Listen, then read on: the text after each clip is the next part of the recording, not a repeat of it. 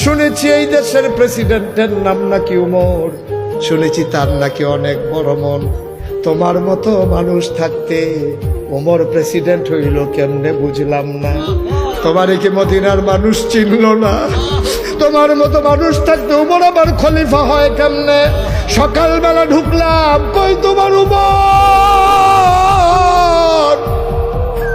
উমর তো আসলো না, তুমি তো ঠিক আসলা।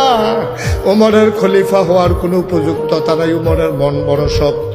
কিসের উমর খলিফা? তুমি হবা খলিফা। আগামীকাল সকালবেলা মদিনার মানুষগুলোকে ডেকে ডেকে আমি বলে দেব, তোমারে যেন খলিফা বানায়, ওমরকে যেন বাদ দিয়া দেয়। ওমর মাথা নিচু করে আছে, গাল বেয়ে বেয়ে টপ টপ করে পানি পড়ে। ওমর ডাক দেখো, আম্মা এসব কথা এখন বাদ দেন, আগে একটা রুটি খান।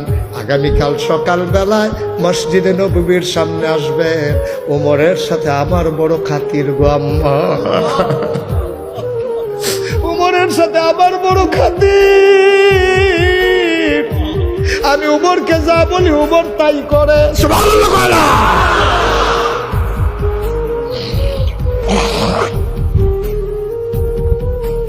আমি যা বলি উমর তাই করে। আম্মা আপনি এখন রুটি খান, সকালবেলার চিন্তা আপনার করা লাগবে না। উমরকে বলে বলে আমি মাসিক রেশনের ব্যবস্থা করে দেব। আমি যখন আইসা পড়ছি, আপনার আর খাবারের অভাব হবে না। সকালে আইসেন।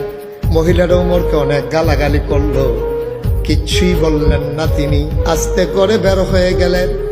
সারা রাত উমর আর ঘুমাইতে পারলেন না।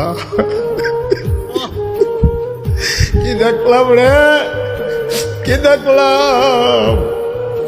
আল্লাহ যদি কিয়ামতের ময়দানে জিজ্ঞেস করে কি জবাব দেব রে?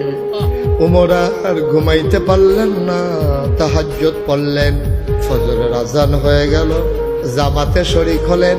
উমরের একটা নিয়ম ছিল, জামাতে নামাজ সালাম ফিরাইয়া তিনি সাহাবাদের দিকে ঘুরে বসতেন, সবার খোঁজ খবর নিতেন।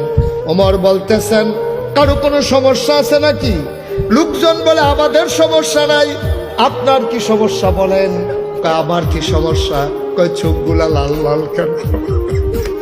আপনার চোখগুলা লাল লাল কেন? নিশ্চয়ই সারা রাত আপনি ঘুমান নাই। ওমর বলে, থাক এই কথা থাক, তোমাদের কারো সমস্যা থাকলে বলো। ওই মহিলা দুইটা বাচ্চা হাতে নিয়ে মসজিদে নববীর সামনে আইসা দাঁড়াইছে। একজনে ডাক দেয়া কয়, ভাই ও ভাই, এই জায়গায় উমর কোনটা? এখানে নাকি উমর বসে।